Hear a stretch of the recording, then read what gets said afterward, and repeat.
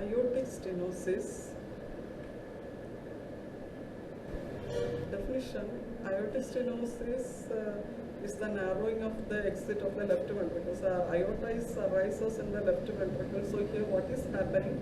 Stenosis is nothing but it's narrowed. The aortic valve is getting narrowed. So it may occur at aortic valve as well as above and below this level. You can see the diagram, the aorta, and below the aorta there is an aortic valve. It arises in the left ventricle, and in that right diagram you can see how it's getting stenosis of aortic valve.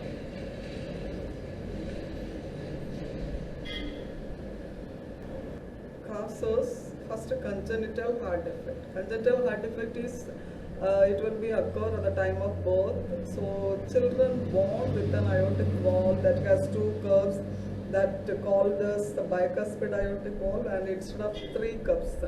So instead of three cups, some children will be having two cups, that only we commonly called as bicuspid aortic valve. And the second cause is calcium buildup on the valve, that the calcium is a mineral found in the blood, and what it will do, it will be repeatedly flowing in the aortic valve, and sometimes some amount of calcium will be deposited in the heart walls. That's what we will be calling it as aortic valve calcification. And the third one is rheumatic fever.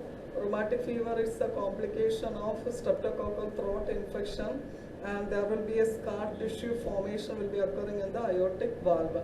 And this scar tissue, slowly it will be degenerate, and it will be started the narrowing of the aortic valve opening, or it will be the aortic valve become started rough due to the presence of this scar tissue.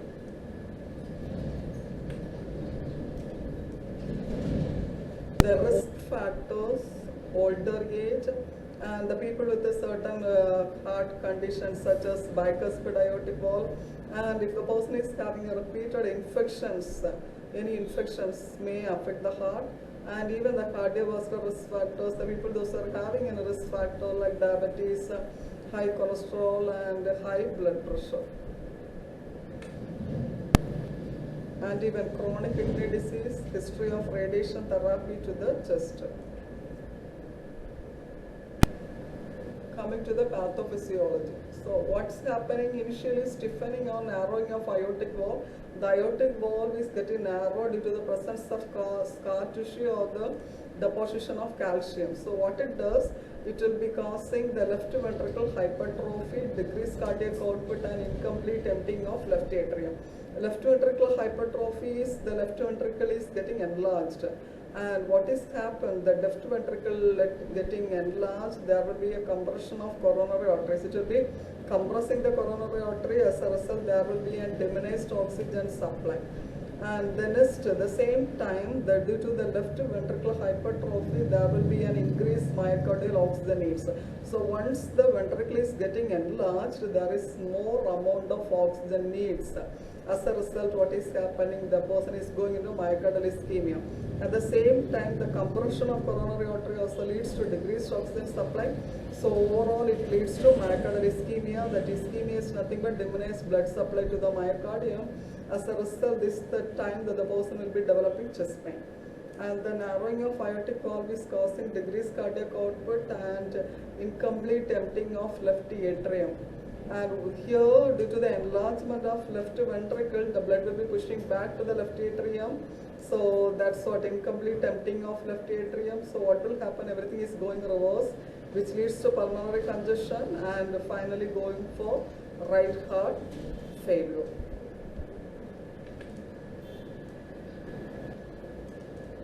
Coming to the symptoms. And the aortic valve stenosis ranges from mild to severe, and the symptoms generally occur when narrowing of the valve is severe. Initially, most of the patient will be asymptomatic. When the narrow is severe and it's enlarged, the person will be developing a symptoms. So here we will be hearing an abnormal heart sound, heart murmur when we are hearing with the stethoscope, and the chest pain. The patient will be feeling a tightness of the chest, and even the feeling faint, dizzy or faint. Whenever they are doing any activities, any walking or strenuous activities, they will be feeling fainting. And shortness of breath, especially when patient is active, then fatigue, especially during types of increased activity, and the person will be having a rapid fluttering heartbeat, that will be a palpitation. And mainly this type of children, they won't eat enough food. Okay, so a small amount of food, if they are eating itself, they will be started some shortness of breath, so they will be having a diminished food intake and even not gaining enough weight, mainly children with aortic valve stenosis. And for many people, a routine checkup reveals the first sign of aortic valve stenosis. That is, when we are auscultating the heart sound, we will be hearing a oozing sound or an extra heartbeat sound, that is S3 sound, that commonly we called as heart murmur, and itself indicates the person is having some valve trouble. The next echocardiogram. Echocardiogram, this is a non-invasive procedure. Here we will be assessing the sound wave, and it gives the structure of the heart, and whether here also we can evaluate whether the size of the valve is thinned or what. And electrocardiogram is nothing but measuring the electrical activity of the heart, and here mainly we will be assessing whether there is any signs of heart failure due to aortic valve stenosis. The next exercise stress test. Here, the exercise stress test is if the person will be asked to walk briskly on the treadmill. It's look like a stationary bicycle, and the person, if so, sometimes what will happen whenever they started walking briskly, they'll be developing palpitation, increased heart rate, or the blood pressure. So that everything should be monitored, and from there we will be assessing the level of the aortic valve stenosis.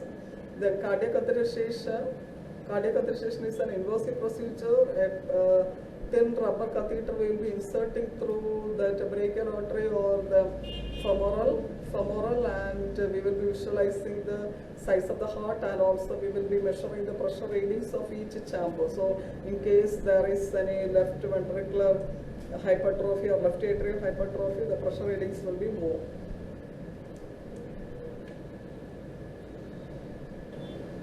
And coming to the treatment. So if they are not having symptoms, we can confirm that the heart is healthy. And mainly to prevent infection, we will be giving antibiotics like oral amoxicillin or erythromycin, or even IM injection like ampicillin or gentamicin, vancomycin we can give. And medical therapy, even diuretics we can give to reduce high lung pressure and remove the lung fluid. And the person will be feeling somewhat from the shortness of breath.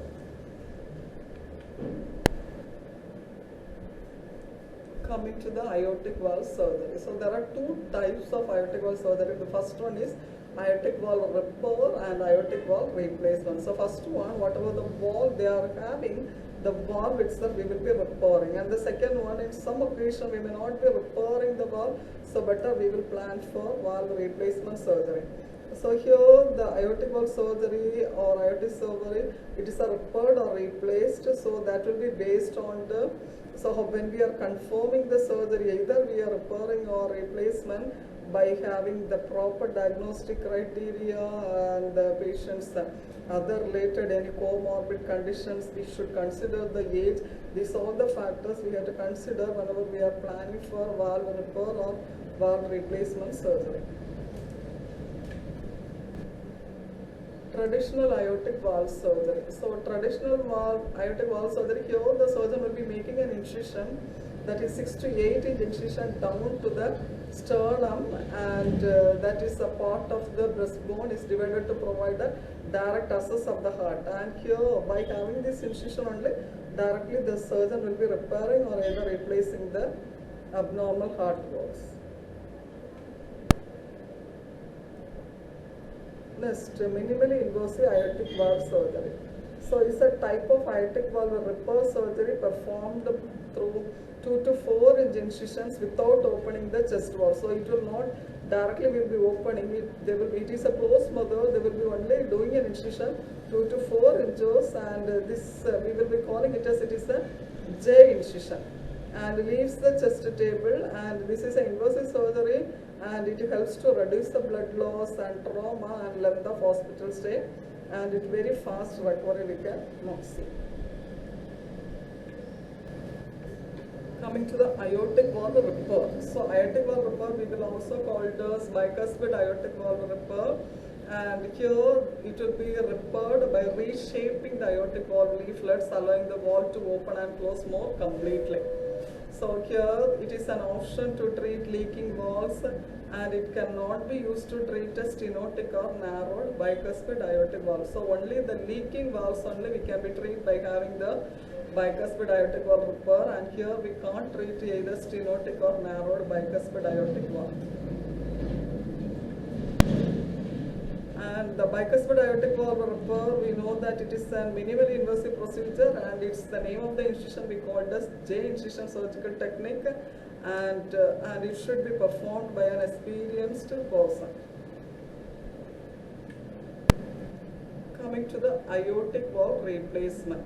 So aortic valve replacement, we will be replacing the valve that will be taken from the pig tissue that is called the Spokane, and cow tissue that is pericardial bovine or pericardial tissue from other species. And these valves are safe to insert, durable, and we can give the prognosis last for 15 to 20 years. And one thing we should make sure that the patient is receiving the anticoagulants, that is blood thinning medications like heparin. Human homograft, this is also called allograft aortic valve replacement. So here you can see this, the homograft is an aortic or pulmonic valve that has been removed from donated human heart, and then we will be preserving, and then the valve will be treated with antibiotics, and we will be freezing the valve in a sterile conditions. And the homografts are used especially when the aortic root is destroyed by infection. So the person is having any aortic root destroyed by the result of endocarditis, we can have the human homograft. The next is the mechanical valve replacement. Mechanical valve replacement completely made of mechanical parts. It's a non-reactive and tolerated well by the body, and it consists of two pyrrolite, that is quality similar to a diamond, or carbon leaflets in a ring covered with polyester knit fabric. So mechanical valve is completely made up of the mechanical parts, and all patients with mechanical valve prosthesis need to take anticoagulant medications. So here also, whenever the person is undergoing a valve replacement surgery, the patient strictly, we should insist the patient lifelong anticoagulant medication should be taken, the tablet warfarin they can give. This why we are advising the patient to take warfarin to prevent the blood clotting or stroke. And main thing, whenever the patient is receiving anticoagulant, we should monitor whether there is any signs of bleeding, and we should also check the INR level at least once in a week in order to maintain the normal INR level. It should be less than 2. And the home care management, activity is sensible balance, rest and activity we can advise to maintain the mobility, and we can make the person to walk. And rest and sleep, the patient should get adequate rest and sleep, and we should advise the patient avoid staying late night and trying to catch up in the nest. The diet, a healthy diet, mainly we should advise the patient to take low salt and low fat diet, and the calories from food are important to help to heal the incision. And the medications mainly, that is the blood thinning medication like anticoagulants, the tab warfarin, and this patient should have a periodical check of INR level.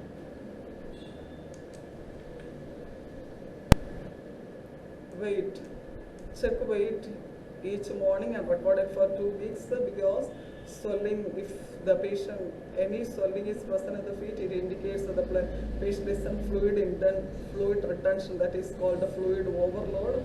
And in case the patient is having any loss of weight when we are comparing with the previous weight, so it indicates that the patient is having some fluid volume deficit. The next care of incision.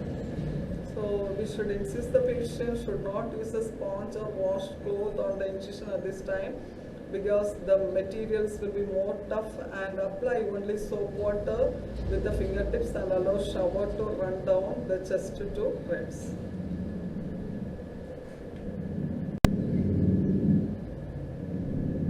Coming to the nursing care plan, nursing diagnosis, decreased cardiac output related to valvular stenosis or insufficiency or heart failure, intervention, check vital signs, give oxygen as ordered, provide bed rest, elevate head of the bed, that is 45 degrees.